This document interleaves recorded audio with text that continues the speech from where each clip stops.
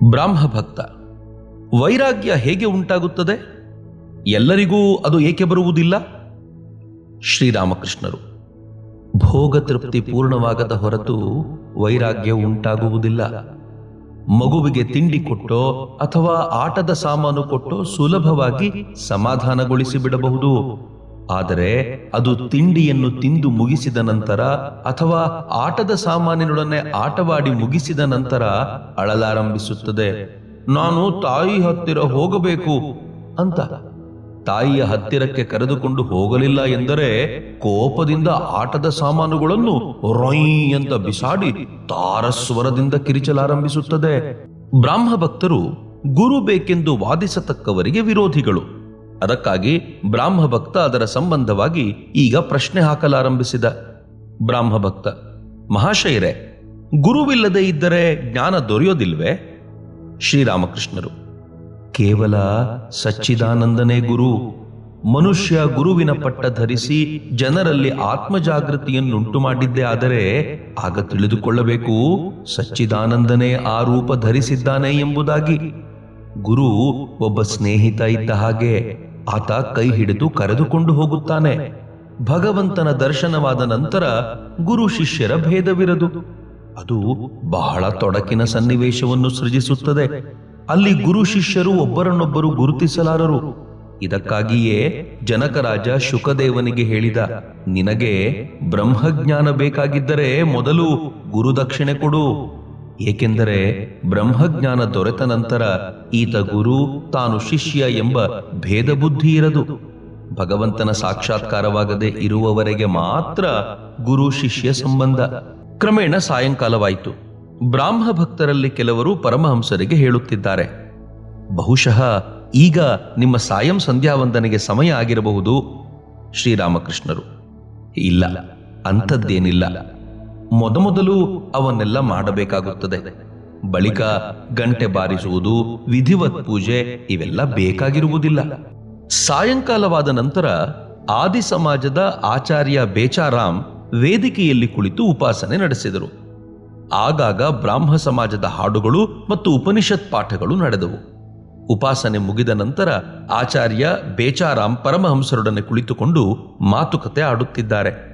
ಶ್ರೀರಾಮಕೃಷ್ಣರು: ನೋಡಿ, ನನಗನಿಸುತ್ತದೆ ನಿರಾಕಾರವೂ ಸತ್ಯ, ಸಾಕಾರವೂ ಸತ್ಯ ಎಂಬುದಾಗಿ. ನಿಮಗೆ? ಆಚಾರ್ಯ: ನಿರಾಕಾರ ಎಲೆಕ್ಟ್ರಿಕ್ ಕರೆಂಟ್ ಇದ್ದ ಹಾಗೆ, ಕಣ್ಣಿನಿಂದ ನೋಡಲಾಗುವುದಿಲ್ಲ, ಆದರೆ ಅದರ ಕಾರ್ಯ ನೋಡಬಹುದು. ಶ್ರೀರಾಮಕೃಷ್ಣರು: ಹೌದು, ಎರಡೂ ಸತ್ಯ. ಸಾಕಾರ ನಿರಾಕಾರ ಎರಡೂ ಸತ್ಯ. ಭಗವಂತ ಕೇವಲ ನಿರಾಕಾರ ಎಂಬುದು ಹೇಗೆ ಕಾಣುತ್ತದೆ ಗೊತ್ತೇ? ಇದು ಓಲಗ ಊದುವಾಗ ಓಲಗದಲ್ಲಿ 7 ರಂಧ್ರಗಳಿದ್ದರೂ ಒಬ್ಬ ಕೇವಲ ಪೋ ಅಂತ ರಾಗ ಹೊರಡಿಸುತ್ತಾನಲ್ಲ, ಹಾಗೆ. ಆದರೆ ಇನ್ನೊಬ್ಬನನ್ನು ನೋಡಿ, ಆತ ಎಷ್ಟೊಂದು ವಿವಿಧ ರಾಗ ರಾಗಿಣಿಗಳನ್ನು ನುಡಿಸುತ್ತಾನೆ.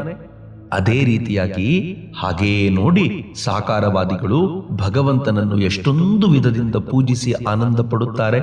ಶಾಂತ, ದಾಸ್ಯ, ಸಖ್ಯ, ವಾತ್ಸಲ್ಯ, ಮಧುರ, ಹೀಗೆ ನಾನಾ ಭಾವಗಳಿಂದ.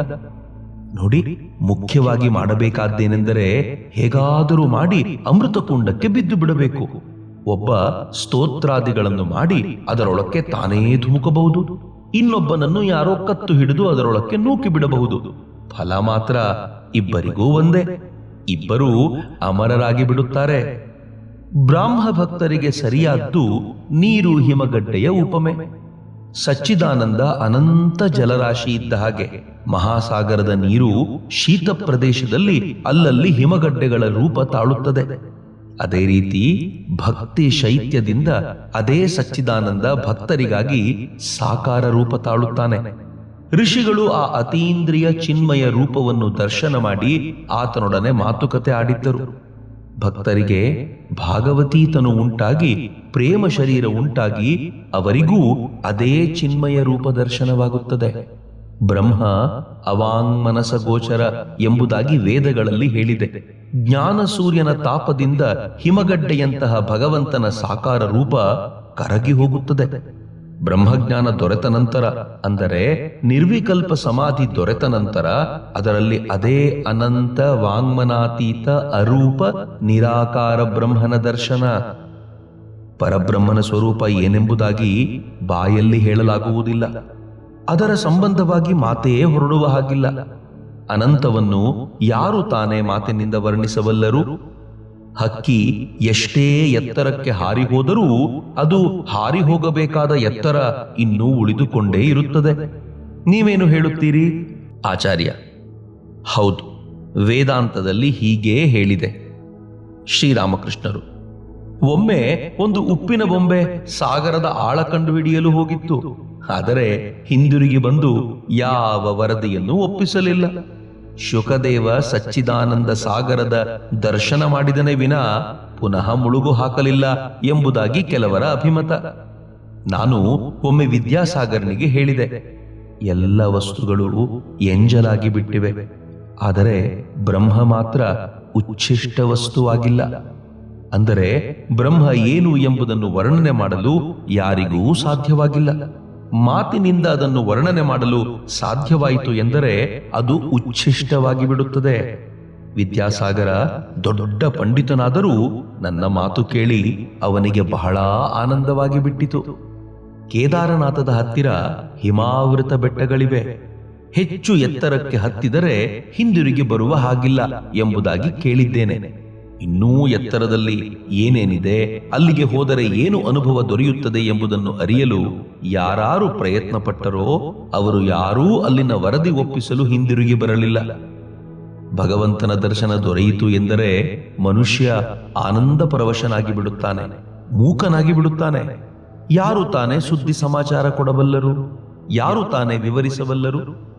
ರಾಜ ವಾಸಿಸುವುದು 7 ಹೆಬ್ಬಾಗಿಲುಗಳ ಆಚೆಗೆ. ಪ್ರತಿಯೊಂದು ಬಾಗಿಲ ಹತ್ತಿರವೂ ಒಬ್ಬ ದೊಡ್ಡ ಐಶ್ವರ್ಯವಂತ ಕುಳಿತಿರುತ್ತಾನೆ. ಪ್ರತಿಯೊಂದು ಬಾಗಿಲ ಹತ್ತಿರವೂ ಶಿಷ್ಯ ಗುರುವನ್ನು ಕೇಳುತ್ತಾನೆ, ರಾಜ ಈತನೇ? ಗುರು ಹೇಳುತ್ತಾನೆ, ಅಲ್ಲ, ನೇತಿ ನೇತಿ. ಶಿಷ್ಯ 7ನೇ ಬಾಗಿಲ ಹತ್ತಿರ ಹೋದಾಗ ಆತನ ಕಣ್ಣಿಗೆ ಒಂದು ದೃಶ್ಯ ಬೀಳುವುದು. ಅದನ್ನು ನೋಡಿ ಒಮ್ಮೆಗೆ ದಂಗು ಬಡಿದವನಾಗಿ, ರಾಜ ಈತನೇ ಎಂಬುದಾಗಿ ಕೇಳಬೇಕಾಗಿಲ್ಲ. ದರ್ಶನ ಮಾತ್ರದಿಂದಲೇ ಸಮಸ್ತ ಸಂದೇಹಗಳ ನಿವೃತ್ತಿ. ಆಚಾರ್ಯ: ಹೌದು, ವೇದಾಂತದಲ್ಲಿ ಹೀಗೆ ಹೇಳಿದೆ. ಶ್ರೀರಾಮಕೃಷ್ಣರು: ಯಾವಾಗ ಭಗವಂತ ಸೃಷ್ಟಿ ಸ್ಥಿತಿ ಪ್ರಳಯ ಕಾರ್ಯಗಳನ್ನು ಮಾಡುತ್ತಾನೋ ಆಗ ಆತನಿಗೆ ಸಗುಣ ಬ್ರಹ್ಮ ಅಥವಾ ಆದ್ಯಾಶಕ್ತಿ ಅಂತ ಹೆಸರು. ಯಾವಾಗ ಆತನನ್ನು ತ್ರಿಗುಣಾತೀತ ಎಂಬುದಾಗಿ ಭಾವಿಸುತ್ತೇವೆಯೋ ಆಗ ಆತನಿಗೆ ವಾಂಗ್ಮನಾತೀತ ನಿರ್ಗುಣ ಬ್ರಹ್ಮ ಅಂತ ಹೆಸರು, ಪರಬ್ರಹ್ಮ ಅಂತ ಹೆಸರು. ಮನುಷ್ಯ ಭಗವಂತನ ಮಾಯೆಯ ಬಲೆಗೆ ಸಿಕ್ಕಿ ತನ್ನ ಸ್ವರೂಪವನ್ನು ಮರೆತುಕೊಂಡು ಬಿಡುತ್ತಾನೆ. ತಂದೆಯ ಅನಂತ ಐಶ್ವರ್ಯಕ್ಕೆ ತಾನು ಉತ್ತರಾಧಿಕಾರಿ ಎಂಬುದನ್ನು ಮರೆತು ಬಿಡುತ್ತಾನೆ. ಆತನ ಮಾಯೆ ತ್ರಿಗುಣಮಯವಾದ್ದು. ಈ 3 ಗುಣಗಳು ದರೋಡೆಕೋರರೇ. ಸರ್ವಸ್ವವನ್ನು ಹರಣ ಮಾಡಿಬಿಡುತ್ತಾರೆ, ಸ್ವರೂಪವನ್ನು ಮರೆಸಿಬಿಡುತ್ತಾರೆ. ಈ 3 ಗುಣಗಳಾದ ಸತ್ವ, ರಜಸ್ಸು, ತಮಸ್ಸು, ಇವುಗಳಲ್ಲಿ ಕೇವಲ ಸತ್ವಗುಣ ಮಾತ್ರವೇ ಭಗವಂತನ ಕಡೆಗೆ ಹೋಗುವ ಮಾರ್ಗವನ್ನು ತೋರಿಸಿಕೊಟ್ಟು ಬಿಡುತ್ತದೆ.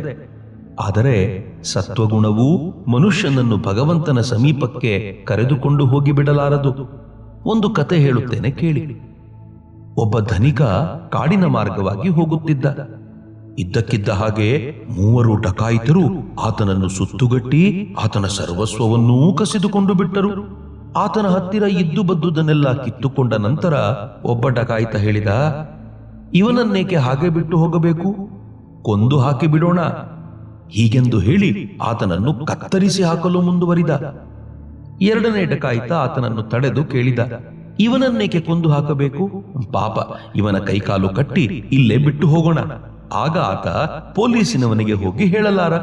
ಹೀಗೆಂದು ಅವರು ಹಗ್ಗದಿಂದ ಧನಿಕನ ಕೈಕಾಲು ಕಟ್ಟಿ ಆತನನ್ನು ಅಲ್ಲೇ ಬಿಟ್ಟು ಹೊರಟು ಹೋದರು. ಸ್ವಲ್ಪ ಹೊತ್ತಾದ ನಂತರ 3ನೇ ಡಕಾಯಿತ ಧನಿಕನಿದ್ದಲ್ಲಿಗೆ ಹಿಂದಿರುಗಿ ಬಂದು ಹೇಳಿದ, ಅಯ್ಯೋ ಪಾಪ, ನಿನಗೆ ಬಹಳ ಕಷ್ಟವಾಗಿರಬೇಕು ಅಲ್ಲವೇ? ನಾನು ನಿನ್ನ ಕೈಕಾಲು ಬಿಚ್ಚಿ ಹಾಕುತ್ತೇನೆ. ಹಗ್ಗವನ್ನು ಬಿಚ್ಚಿ ಹಾಕಿದ. ನಂತರ ಡಕಾಯಿತ ಧನಿಕನನ್ನು ಕಾಡಿನಿಂದ ಹೊರಕ್ಕೆ ಕರೆದುಕೊಂಡು ಬಂದ. ಬಳಿಕ ರಾಜಮಾರ್ಗವನ್ನು ಸಮೀಪಿಸಿ ಆ ಡಕಾಯಿತ ಧನಿಕನಿಗೆ ಹೇಳಿದ, ಈ ಮಾರ್ಗವಾಗಿಯೇ ನೀನು ಮುಂದುವರಿ. ಯಾವ ತೊಂದರೆಯೂ ಇಲ್ಲದೆ ನಿನ್ನ ಮನೆಯನ್ನು ತಲುಪುತ್ತೀಯೆ. ಧನಿಕ ಹೇಳಿದ, ಆದರೆ ನೀನು ನನ್ನೊಡನೆ ಬರಲೇಬೇಕು. ನೀನು ನನಗೆ ಎಷ್ಟು ಉಪಕಾರವನ್ನು ಮಾಡಿದ್ದೀಯೇ, ಏನು ಕತೆ? ನೀನು ನಮ್ಮ ಮನೆಗೆ ಬಂದದ್ದೇ ಆದರೆ ನಮಗೆಲ್ಲ ಬಹಳ ಆನಂದವಾಗಿ ಬಿಡುತ್ತದೆ. ಡಕಾಯಿತ ಹೇಳಿದ, ಇಲ್ಲ, ನಾನು ಅಲ್ಲಿಗೆ ಬರುವ ಹಾಗಿಲ್ಲ, ಪೊಲೀಸಿನವರು ಹಿಡಿದುಕೊಂಡು ಬಿಡುತ್ತಾರೆ. ಆತ ಹೀಗೆಂದು ಹೇಳಿ ಧನಿಕನಿಗೆ ದಾರಿ ತೋರಿಸಿಬಿಟ್ಟು ಹೊರಟು ಹೋದ. ಇವನನ್ನೇಕೆ ಹಾಗೆ ಬಿಟ್ಟು ಬಿಡಬೇಕು, ಕೊಂದು ಹಾಕಿ ಬಿಡೋಣ ಎಂಬುದಾಗಿ ಹೇಳಿದ ಮೊದಲನೇ ಡಕಾಯಿತ ತಮಸ್ಸಿನ ಉಪಮೆ, ತಮಸ್ಸು ನಾಶ ಮಾಡುವುದು. ಎರಡನೇ ಡಕಾಯಿತ ರಜೋಗುಣಕ್ಕೆ ಉಪಮೆ. ರಜಸ್ಸು ಮನುಷ್ಯನನ್ನು ಸಂಸಾರ ಬಂಧನಕ್ಕೆ ಸಿಲುಕಿಸಿ ವಿವಿಧ ಕಾರ್ಯಗಳಲ್ಲಿ ಆತನನ್ನು ತೊಡಗಿಸುತ್ತದೆ, ಭಗವಂತನನ್ನು ಮರೆಯುವಂತೆ ಮಾಡುತ್ತದೆ. ಕೇವಲ ಸತ್ವಗುಣ ಮಾತ್ರವೇ ಭಗವಂತನ ಕಡೆಗೆ ಹೋಗುವ ಮಾರ್ಗವನ್ನು ತೋರಿಸಿಕೊಡುತ್ತದೆ. ದಯೆ, ಧರ್ಮ, ಭಕ್ತಿ ಇವೆಲ್ಲ ಸತ್ವಗುಣದಿಂದ ಉಂಟಾಗುತ್ತದೆ. ಸತ್ವಗುಣ ಮೆಟ್ಟಿಲ ಸಾಲ ತುತ್ತ ತುದಿಯ ಮೆಟ್ಟಿಲು ಇದ್ದ ಹಾಗೆ, ಅದನ್ನು ಹತ್ತಿದೊಡನೆಯೇ ಚಾವಣಿ. ಮನುಷ್ಯನ ಸ್ವಭಾವವೇ ಪರಬ್ರಹ್ಮ. ಮನುಷ್ಯ ತ್ರಿಗುಣಾತೀತನಾಗದ ಹೊರತು ಆತನಿಗೆ ಬ್ರಹ್ಮಜ್ಞಾನ ದೊರಕದು. ಆಚಾರ್ಯ, ನೀವು ನಮಗೆ ಬಹಳ ಒಳ್ಳೆಯ ವಿಷಯಗಳನ್ನು ತಿಳಿಸಿದಿರಿ. ಶ್ರೀರಾಮಕೃಷ್ಣರು ನಗುತ್ತಾ, ಭಕ್ತರ ಸ್ವಭಾವ ಏನು ಗೊತ್ತೇ?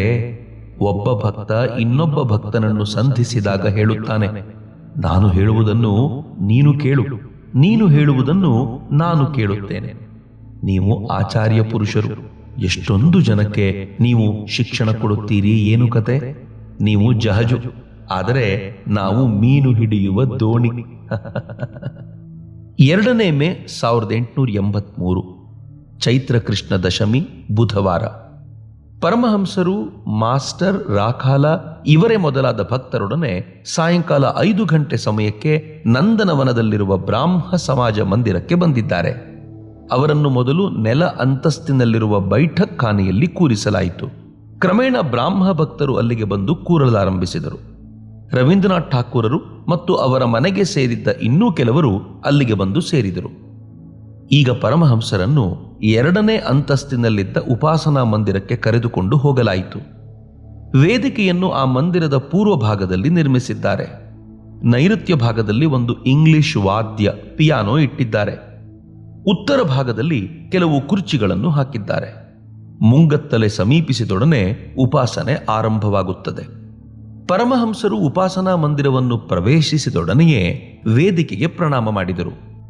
ಅವರ ಹತ್ತಿರವೇ ಕುಳಿತುಕೊಂಡ ನಂತರ ಮಾಸ್ಟರ್ ರಾಖಾಲನೆ ಮೊದಲಾದ ಭಕ್ತರಿಗೆ ಹೇಳುತ್ತಿದ್ದಾರೆ, ನರೇಂದ್ರ ಒಮ್ಮೆ ನನ್ನನ್ನು ಕೇಳಿದ, ಸಮಾಜ ಮಂದಿರಕ್ಕೆ ಏಕೆ ಕೆಲಸವಿಲ್ಲದೆ ಪ್ರಣಾಮ ಮಾಡಲು ಹೋಗಬೇಕು? ದೇವಾಲಯ ಕಣ್ಣಿಗೆ ಬಿತ್ತು ಎಂದರೆ ಭಗವಂತನೇ ಜ್ಞಾಪಕಕ್ಕೆ ಬರುತ್ತಾನೆ, ಉದ್ದೀಪನವಾಗುತ್ತದೆ. ಎಲ್ಲಿ ಆತನ ಸಂಬಂಧವಾಗಿ ಮಾತುಕತೆ ನಡೆಯುವುದೋ ಅಲ್ಲಿ ಆತನ ಆವಿರ್ಭಾವವಾಗುತ್ತದೆ. ಎಲ್ಲ ತೀರ್ಥಗಳ ಪಾವಿತ್ರ್ಯತೆ ಅಲ್ಲಿ ನೆಲೆಗೊಳ್ಳುತ್ತದೆ. ಈ ವಿಧದ ಸ್ಥಳಗಳೆಲ್ಲ ಭಗವಂತನನ್ನೇ ಸ್ಮರಣೆಗೆ ತರುತ್ತವೆ.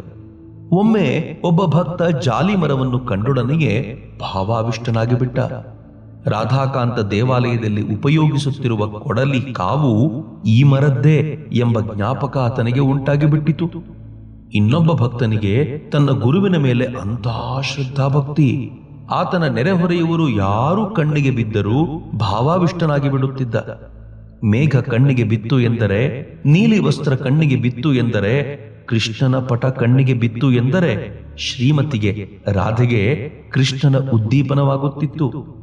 ಆಕೆ ಇವನ್ನೆಲ್ಲ ನೋಡಿ ಉನ್ಮತ್ತಳಂತೆ, ಎಲ್ಲಿ ಕೃಷ್ಣ ಎಂದು ವ್ಯಾಕುಲಳಾಗಿ ಬಿಡುತ್ತಿದ್ದಳು. ಘೋಷಾಯ, ಉನ್ಮಾದ ಒಳ್ಳೆಯದಲ್ಲ. ಶ್ರೀರಾಮಕೃಷ್ಣರು, ಏಕೆ ಹಾಗೆ ಭಾವಿಸುತ್ತೀಯೇ? ಇದೇನು ವಿಷಯ ಚಿಂತನೆಯಿಂದ ಉಂಟಾದ ಉನ್ಮಾದವೇ ಬುದ್ಧಿ ಕೆಟ್ಟು ಹೋಗುವುದಕ್ಕೆ? ಈ ಅವಸ್ಥೆ ಭಗವತ್ ಚಿಂತನೆಯಿಂದ ಉಂಟಾಗುತ್ತದೆ. ಪ್ರೇಮೋನ್ಮಾದ, ಜ್ಞಾನೋನ್ಮಾದ ಎಂಬುದು ನಿನ್ನ ಕಿವಿಗೆ ಬಿದ್ದೇ ಇಲ್ಲವೇ?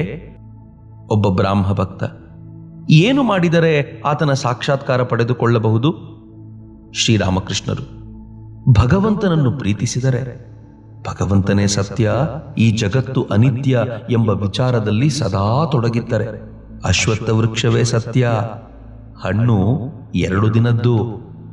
ಬ್ರಾಹ್ಮಭಕ್ತ, ಕಾಮಕ್ರೋಧಾದಿ ಅರಿಷಡ್ವರ್ಗಗಳು ನಮ್ಮಲ್ಲಿ ತುಂಬಿವೆ, ಏನು ಮಾಡೋಣ ನಾವು? ಶ್ರೀರಾಮಕೃಷ್ಣರು, ಆ ಅರಿಷಡ್ವರ್ಗಗಳನ್ನು ಭಗವಂತನ ಕಡೆಗೆ ತಿರುಗಿಸಿಬಿಡು. ಆತ್ಮನೊಡನೆ ವಿಲಾಸಿಸಬೇಕೆಂದು ಕಾಮನೆ ಮಾಡಬೇಕು. ಯಾರು ಭಗವಂತನ ಮಾರ್ಗಕ್ಕೆ ತಡೆ ಒಡ್ಡುತ್ತಾರೋ ಅವರ ಮೇಲೆ ಕೋಪಿಸಿಕೊಳ್ಳಬೇಕು. ಆತನ ಸಾಕ್ಷಾತ್ಕಾರಕ್ಕಾಗಿ ಲೋಭ ಪಡಬೇಕು. ನಾನು ನನ್ನದು ಎಂಬುದನ್ನು ಬಿಡಲಾಗದಿದ್ದರೆ ಭಗವಂತನ ಸಂಬಂಧವಾಗಿ ಮಾತ್ರವೇ ಹಾಗೆ ಮಾಡಬೇಕು. ಅಹಂಕಾರ ಪಡಬೇಕಾಗಿದ್ದರೆ ವಿಭೀಷಣನ ಹಾಗೆ ವರ್ತಿಸಬೇಕು. ಆತ ಹೇಳಿದ, ನಾನು ಶ್ರೀರಾಮನಿಗೆ ಸಾಷ್ಟಾಂಗ ಪ್ರಣಾಮ ಮಾಡಿದ್ದೇನೆ. ಈ ತಲೆಯಿಂದ ನಾನು ಬೇರೆ ಯಾರ ಪಾದಸ್ಪರ್ಶವನ್ನು ಮಾಡುವುದಿಲ್ಲ. ಬ್ರಾಹ್ಮಭಕ್ತ: ಭಗವಂತನೇ ಎಲ್ಲವನ್ನೂ ನನ್ನ ಕೈಯಿಂದ ಮಾಡಿಸುತ್ತಿರುವುದಾದರೆ ನಾನು ಪಾಪಕ್ಕೆ ಹೊಣೆಗಾರನಾಗುವುದಿಲ್ಲವಲ್ಲ? ಶ್ರೀರಾಮಕೃಷ್ಣರು ನಗುತ್ತಾ, ಹೌದು, ದುರ್ಯೋಧನನು ಹಾಗೆಯೇ ಹೇಳಿದ. ಆತ ಹೇಳಿದ, ಹೇ ಋಷಿಕೇಶ, ನೀನು ನನ್ನ ಹೃದಯದಲ್ಲಿ ಕುಳಿತು ಹೇಗೆ ಪ್ರೇರಿಸುತ್ತಿದ್ದೀಯೋ ಹಾಗೆಯೇ ನಾನು ವರ್ತಿಸುತ್ತಿದ್ದೇನೆ. ಭಗವಂತನೇ ಕರ್ತ, ನಾನು ಅಕರ್ತ ಎಂಬ ದೃಢ ವಿಶ್ವಾಸ ಯಾರಿಗೆ ಇದೆಯೋ ಆತನಿಂದ ಪಾಪ ಕಾರ್ಯ ಸಾಧ್ಯವಿಲ್ಲ. ಯಾರಿಗೆ ನರ್ತಿಸುವುದು ಚೆನ್ನಾಗಿ ಬರುತ್ತದೋ ಆತ ಎಂದಿಗೂ ತಾಳ ತಪ್ಪಿ ಹೆಜ್ಜೆ ಇಡುವುದಿಲ್ಲ. ಆಂತರ್ಯ ಶುದ್ಧವಾಗದ ಹೊರತು ಭಗವಂತನಿದ್ದಾನೆ ಎಂಬ ಶ್ರದ್ಧೆಯೇ ಉಂಟಾಗದು. ಪರಮಹಂಸರು ಉಪಾಸನಾ ಮಂದಿರದಲ್ಲಿ ನೆರೆದಿದ್ದ ಸಭಿಕರ ಕಡೆ ನೋಡಿ ಹೇಳುತ್ತಿದ್ದಾರೆ, ಆಗಾಗ ಈ ರೀತಿ ಎಲ್ಲರೂ ಕಲೆತು ಭಗವತ್ ಚಿಂತನೆ ಮತ್ತು ಆತನ ನಾಮಗುಣ ಕೀರ್ತನೆ ಮಾಡುವುದು ಬಹಳ ಒಳ್ಳೆಯದು. ಆದರೆ ಪ್ರಾಪಂಚಿಕರ ಭಗವದನುರಾಗ ಬಹಳ ಕ್ಷಣಿಕ. ಕೆಂಪಗೆ ಕಾದ ಬಾಣಲೆ ಮೇಲೆ ಒಂದು ತೊಟ್ಟು ನೀರು ಬಿದ್ದರೆ ಅದು ಇಂಗಿ ಹೋಗಲು ಎಷ್ಟು ಸಮಯ ಬೇಕೋ ಅಷ್ಟೇ. ಇನ್ನೇನು ಉಪಾಸನೆ ಆರಂಭವಾಗಲಿದೆ. ಸಮಾಜ ಮಂದಿರ ಬ್ರಾಹ್ಮ ಭಕ್ತರಿಂದ ಪೂರ್ಣವಾಗಿ ತುಂಬಿದೆ. ಕೆಲವು ಮಂದಿ ಬ್ರಾಹ್ಮ ಮಹಿಳೆಯರು ಸಂಗೀತ ಪುಸ್ತಕವನ್ನು ಕೈಯಲ್ಲಿ ಹಿಡಿದು ಕುರ್ಚಿಗಳ ಮೇಲೆ ಕುಳಿತಿದ್ದಾರೆ. ಹಾರ್ಮೋನಿಯಂ ಮತ್ತು ಪಿಯಾನೋಗಳೊಡನೆ ಬ್ರಾಹ್ಮ ಸಮಾಜದ ಹಾಡುಗಳನ್ನು ಹಾಡಲಾರಂಭಿಸಿದರು. ಹಾಡುಗಳನ್ನು ಕೇಳಿ ಪರಮಹಂಸರಿಗೆ ಪರಮ ಸಂತೋಷವಾಗಿ ಬಿಟ್ಟಿದೆ. ಪ್ರಾರ್ಥನೆಯಾದ ನಂತರ ಉಪಾಸನೆ ಆರಂಭವಾಯಿತು. ಆಚಾರ್ಯರ ಒಂದು ಗುಂಪು ವೇದಿಕೆಯ ಮೇಲೆ ಕುಳಿತು ಮಂತ್ರೋಚ್ಚಾರಣೆ ಮಾಡಲಾರಂಭಿಸಿತು. ಓಂ ಪಿತಾನೋಸಿ ಪಿತಾಬೋಧಿ ನಮಸ್ತೇಸ್ತು ಮಾ ಹಿಂಸೀಹಿ. ಈಗ ಬ್ರಾಹ್ಮ ಭಕ್ತರು ಒಕ್ಕೊರಳಿನಿಂದ ಆಚಾರ್ಯರೊಡನೆ ಉಚ್ಚರಿಸಲಾರಂಭಿಸಿದರು. ಓಂ ಸತ್ಯಂ ಜ್ಞಾನಮನಂತಂ ಬ್ರಹ್ಮ ಆನಂದರೂಪಮೃತಂ ಯದ್ವಿಭಾತಿ ಶಾಂತಂ ಶಿವಮದ್ವೈತಂ ಶುದ್ಧಮಪಾಪವಿದ್ಧಂ. ಈಗ ಆಚಾರ್ಯರ ಗುಂಪು ಸ್ತೋತ್ರ ಪಾಠ ಮಾಡುತ್ತಿದೆ. ಓಂ ನಮಸ್ತೆ ಸತೆ ಜಗತ್ಕಾರಣಾಯ ನಮಸ್ತೆ ಚಿತೆ ಸರ್ವಲೋಕಾಶ್ರಯಾಯ. ಸ್ತೋತ್ರ ಪಾಠದ ನಂತರ ಆಚಾರ್ಯರ ಗುಂಪು ಪ್ರಾರ್ಥನೆ ಮಾಡಲಾರಂಭಿಸಿತು. ಅಸತೋಮ ಸದ್ಗಮಯ ತಮಸೋಮ ಜ್ಯೋತಿರ್ಗಮಯ. ಈ ಸ್ತೋತ್ರಾದಿ ಪಾಠಗಳನ್ನು ಕೇಳಿ ಪರಮಹಂಸರು ಭಾವಾವಿಷ್ಟರಾಗುತ್ತಿದ್ದಾರೆ. ಈಗ ಆ ಆಚಾರ್ಯರ ಗುಂಪಿನಲ್ಲೊಬ್ಬ ಪ್ರಬಂಧ ಓದುತ್ತಿದ್ದಾನೆ. ಉಪಾಸನೆ ಮುಗಿಯಿತು. ಭಕ್ತರಲ್ಲಿ ಅನೇಕರು ವಾಯು ಸೇವನೆಗಾಗಿ ನೆಲ ಅಂತಸ್ತಿಗೋ ಅಥವಾ ಪ್ರಾಂಗಣಕ್ಕೋ ಹೋದರು. ರಾತ್ರಿಯ ಉಪಾಹಾರದ ವ್ಯವಸ್ಥೆ ನಡೆಯುತ್ತಿದೆ. ಆಗಲೇ ರಾತ್ರಿ 9 ಆಗಿಬಿಟ್ಟಿದೆ. ಪರಮಹಂಸರು ಹಿಂದಿರುಗಿ ದಕ್ಷಿಣೇಶ್ವರಕ್ಕೆ ಹೋಗಬೇಕಾಗಿದೆ. ಆತಿಥೇಯರು ಉಳಿದ ಅತಿಥಿಗಳೊಡನೆ ಅಷ್ಟೊಂದು ನಿರತರಾಗಿ ಬಿಟ್ಟಿದ್ದಾರೆ. ಅವರು ಪರಮಹಂಸರನ್ನು ಮರೆತೇ ಬಿಟ್ಟಿದ್ದಾರೆ. ಶ್ರೀರಾಮಕೃಷ್ಣರು, ರಾಖಾಲನೆ ಮೊದಲಾದವರಿಗೆ ಏನು ಸಮಾಚಾರ, ನಮ್ಮನ್ನು ಕೇಳುವವರೇ ಇಲ್ಲವಲ್ಲ? ರಾಖಾಲ ಕೋಪದಿಂದ, ಮಹಾಶಯರೇ ಬನ್ನಿ, ದಕ್ಷಿಣೇಶ್ವರಕ್ಕೆ ಹೊರಟು ಹೋಗೋಣ. ಶ್ರೀರಾಮಕೃಷ್ಣರು ನಗುತ್ತಾ, ಸುಮ್ಮನೆ ಕುಳಿತುಕೋ, ಗಾಡಿ ಬಾಡಿಗೆ 3 ರೂಪಾಯಿ 2 ಆಣೆ, ಅದನ್ನಾರು ಕೊಡುತ್ತಾರೆ. ಸುಮ್ಮನೆ ಕೋಪಗೊಂಡರೆ ಆಗುತ್ತದೆಯೇ? ಕೈಯಲ್ಲಿ ಒಂದು ಕಾಸಿಲ್ಲ, ಜಳ್ಳು ಬೆದರಿಕೆ ತೋರಿಸುವುದು. ಜೊತೆಗೆ ಇಷ್ಟು ರಾತ್ರಿಯಲ್ಲಿ ಊಟಕ್ಕೆ ಎಲ್ಲಿ ಹೋಗುವುದು? ಎಷ್ಟೋ ಹೊತ್ತಾದ ಮೇಲೆ ಎಲೆ ಹಾಕಾಗಿದೆ ಎಂಬ ಸುದ್ದಿ ಬಂತು. ಊಟಕ್ಕೆ ಎಲ್ಲರನ್ನೂ ಒಟ್ಟಿಗೆ ಏಳಿಸಿಬಿಟ್ಟರು. ಆ ನೂಕುನುಗ್ಗಲಿನಲ್ಲಿ ಪರಮಹಂಸರು ರಾಖಾಲನೆ ಮೊದಲಾದವರೊಡನೆ ಮುಂದುವರಿದು 2ನೇ ಅಂತಸ್ತಿಗೆ ಬಂದರು. ಅಂಗಳ ಆಗಲೇ ಜನರಿಂದ ಭರ್ತಿಯಾಗಿ ಬಿಟ್ಟಿತ್ತು. ಪರಮಹಂಸರಿಗೆ ಜಾಗವೇ ದೊರೆಯಲಿಲ್ಲ. ಬಹಳ ಪ್ರಯಾಸಪಟ್ಟು ಪರಮಹಂಸರಿಗೆ ಯಾವುದೋ ಒಂದು ಮೂಲೆಯಲ್ಲಿ ಸ್ವಲ್ಪ ಸ್ಥಳ ಮಾಡಿದ್ದಾಯಿತು. ಆ ಸ್ಥಳದಲ್ಲಿ ಧೂಳು ತುಂಬಿತ್ತು. ಒಬ್ಬ ಬ್ರಾಹ್ಮಣ ಹೆಂಗಸು ಪಲ್ಯ ಬಡಿಸಿದಳು. ಪರಮಹಂಸರ ಕೈಯಲ್ಲಿ ಅದನ್ನು ತಿನ್ನಲಾಗಲಿಲ್ಲ. ಅವರು ಉಪ್ಪು ಅದ್ದಿಕೊಂಡೇ ಪೂರಿ ತಿಂದರು ಮತ್ತು ಸ್ವಲ್ಪ ಸಿಹಿ ತಿಂಡಿಯನ್ನು ತಿಂದರು. ಪರಮಹಂಸರು ದಯಾಸಿಂಧು. ಆತಿಥೇಯರಿಗೆ ಇನ್ನೂ ಎಳೆ ವಯಸ್ಸು. ಆದ್ದರಿಂದ ಅವರ ಮೇಲೆ ಹೇಗೆ ತಾನೇ ಕೋಪಿಸಿಕೊಂಡಾರು? ಅವರು ಉಪಾಹಾರ ತೆಗೆದುಕೊಳ್ಳದೆ ಹೊರಟು ಹೋಗಿಬಿಟ್ಟಿದ್ದರೆ ಆತಿಥೇಯರ ಕುಟುಂಬಕ್ಕೆ ಅಮಂಗಳ ಉಂಟಾಗಿ ಬಿಡುತ್ತಿತ್ತು.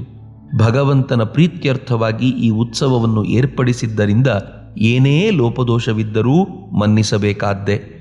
ಉಪಾಹಾರವಾದ ನಂತರ ಪರಮಹಂಸರು ಗಾಡಿಗೆ ಹತ್ತಿದರು. ಆದರೆ ಗಾಡಿ ಬಾಡಿಗೆ ಆತಿಥೇಯ ಎಲ್ಲಿ ಹುಡುಕಿದರೂ ಕಣ್ಣಿಗೆ ಬೀಳುತ್ತಿಲ್ಲ.